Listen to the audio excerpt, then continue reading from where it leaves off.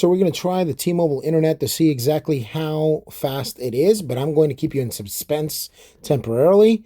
I'm going to go ahead and first go to the spectrum. So I'm connecting the spectrum. Now you see at the top that spectrum is connected. Now let's go ahead and go to the speed test and see exactly how fast this is. So you know that we're connected to spectrum. You can see it right there. We're in Fort Worth, Texas. And let's go ahead and tap go and see what the connection is like for Spectrum.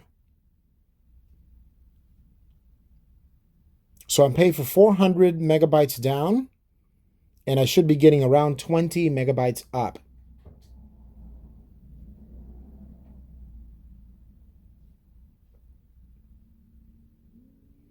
All right, it's looking like of course, I got 213, which is about half of what I would get normally for the Spectrum router. And now let's go ahead and see what the T-Mobile internet is running. But first, I would have to switch to it. Let's go ahead and tap on Cellphonius YouTube. Thank you, by the way, for subscribing to Cellphonius. Now let's go ahead and go on over to this here. It's switching. Now you can see it's actually connected to the T-Mobile SMN975U, which is the router for T-Mobile. And let's go ahead and see if we can go ahead and click on go and see how fast this is. So, moment of truth here for T-Mobile Internet. And T-Mobile Internet is actually coming in faster than my Spectrum connection. This is absolutely outstanding. Now for the upload speeds, I did notice that I was getting, over 20. There it is right there. 23, 25. It is actually better at 25.9 upload, 326 download. That is absolutely outstanding.